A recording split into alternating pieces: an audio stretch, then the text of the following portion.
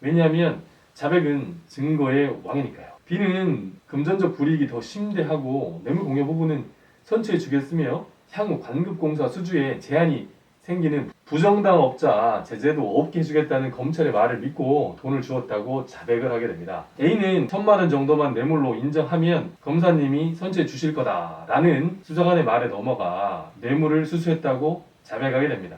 자백을 받기 위해서 집요한 설득과 회유 등 압박이 가해집니다. 자백을 하는 순간 사실상 게임은 끝납니다. 나중에 그 자백은 강요와 협박에 의한 허위 자백이라고 해봐야 판사님도 다른 사람들도 믿어주지 않습니다.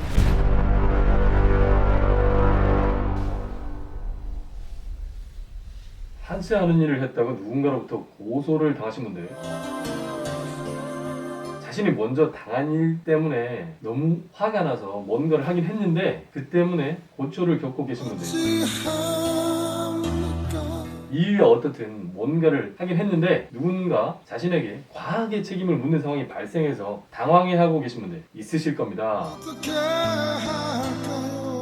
하지도 않은 일을 했다고 조용히 인정하고 아무 일 없었던 듯이 잊고 산다는 건 살아도 산 게 아닙니다. 결론부터 말씀드리면 적극적으로 자신의 결백을 주장하셔야 합니다. 최대한 간단하고 명료하게 자신의 억울한 사정을 주장하시고 설명하셔야 합니다.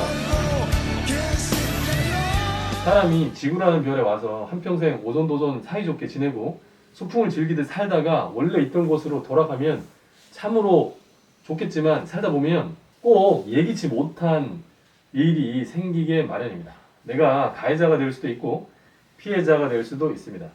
어느 경우이든 억울한 사람이 없기를 바라는 마음이지만 자신이 하지 않은 일 때문에 책임지라는 소리를 듣거나 내가 겪고 있는 피해에 아무도 귀 기울여 주지 않을 때는 정말이지 억울하기 짝이 없습니다.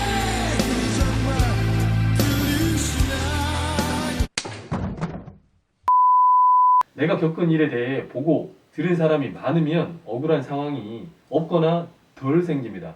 많은 경우에 문제는 가해자와 피해자 단 두 사람만 있고 다른 목격자가 없을 때 생깁니다.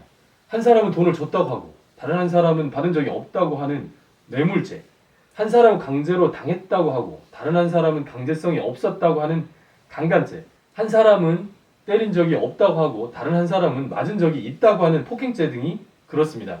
목격자나 다른 물적 증거는 없고 증거라고는 상호간의 진술밖에 없는데 그 진술은 서로 모순될 때 누구 말이 맞는지 판단하는 것은 여간 어려운 일이 아닙니다. 우리 주위에 억울함을 호소하는 사람이 많은 이유는 모두 이 때문입니다. A는 건설 관련 일을 하는 공무원이었습니다. 건설업자 B에 대한 세무조사가 이루어졌습니다.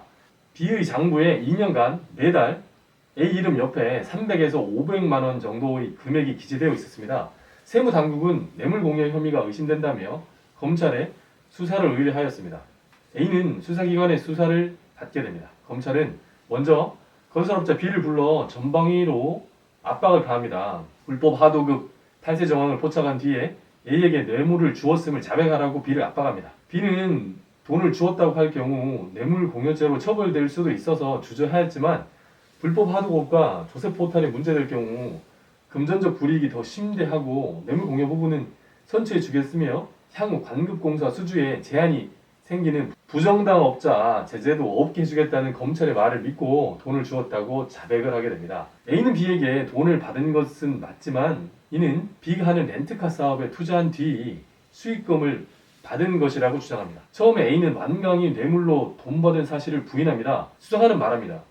계속 부인할 경우 구속될 것이고 2년간 건네진 1억 가까운 돈을 추징으로 다 토해낼 수도 있고 벌금도 부과될 거다. A는 마음이 약해집니다. 1,000만 원 정도만 뇌물로 인정하면 검사님이 선처해 주실 거다 라는 수사관의 말에 넘어가 뇌물을 수수했다고 자백하게 됩니다. 수사기관은 이렇게 항변합니다. 건설업자의 장부상에 건설 관련 공무원 A 이름 옆에 금액이 적혀있는 이상 뇌물로 돈을 주었다고 믿고 수사를 할 수밖에 없다. 건설업자의 자백은 자신들의 정당한 설득과 수사기법에 의해 얻어진 것이고 그에 더하여 장부상에 기재라는 물적인 증거가 있다. 이쯤 되면 그 공무원은 100% 금품을 수수한 것이다. 아무리 돈을 받지 않았다고 부인해도 그 말을 누가 믿겠냐라고 말입니다. 수사기관에게 그 공무원은 진짜 나쁜 놈이고 그가 하는 말은 모두 거짓말입니다. 반드시 자백을 받아야 한다고 생각합니다.